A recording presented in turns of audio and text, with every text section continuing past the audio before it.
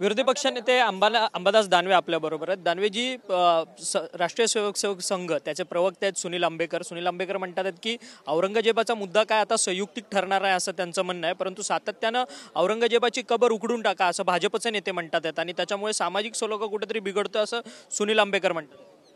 मला वाटतं राष्ट्रीय स्वयंसेवक संघाने किंवा आंबेकर जे आहेत प्रचारक यांनी भूमिका व्यक्त केली, ही सामंजस्याची भूमिका आहे आणि आताच्या घडीला देशाला अशाच भूमिकेची आवश्यकता आहे।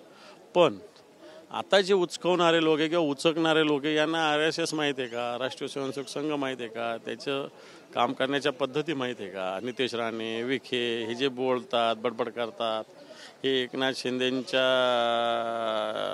साहेबाबरोबर आलेले हे जे लोक आहेत त्यांना कळतं की या भूमिका, मला वाटतं आता तरी संघाच्या जी भूमिका संघाने मांडली ती मांडली पाहिजे। परंतु संघाने ही भूमिका मांडायला उशीर केला असं वाटत नाही का? कारण की तणावपूर्ण परिस्थिती झाली, नागपूरमध्ये दंगल झाल्यानंतर त्यांचं हे वक्तव्य येतंय।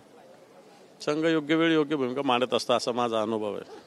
परंतु सातत्यानं दंगल सदृश्य परिस्थिती अनेक भागांमध्ये पेटते आणि या सगळ्या नागपूरच्या दंगलीमध्ये फहीम खान म्हणून एक व्यक्ती नाव समोर येते, तो मास्टर माइंड आहे दंगलीचा।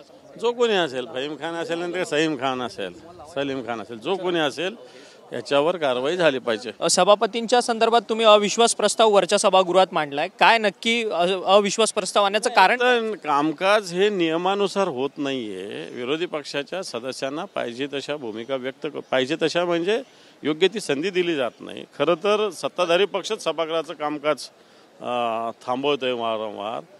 असं असताना विरोधी पक्षाला एक भूमिका मांडण्यासाठी योग्य व्यासपीठ हे असतं, मला असं वाटतं ते दिलं जात नाही, म्हणून अशा पद्धतीनं आम्ही ह्या सभापतीवर अविश्वास आणण्याची भूमिका घेतलेली आहे। खरं तर धन्यवाद, तुम्ही आमच्याशी बातचीत केली।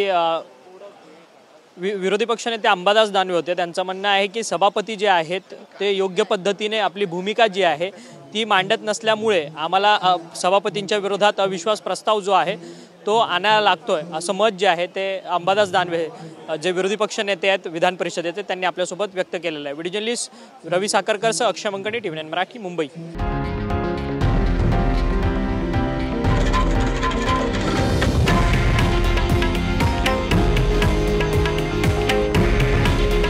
हे आहे देशातील नंबर 1 न्यूज नेटवर्क आणि आपण पाहत आहात TV9 मराठी।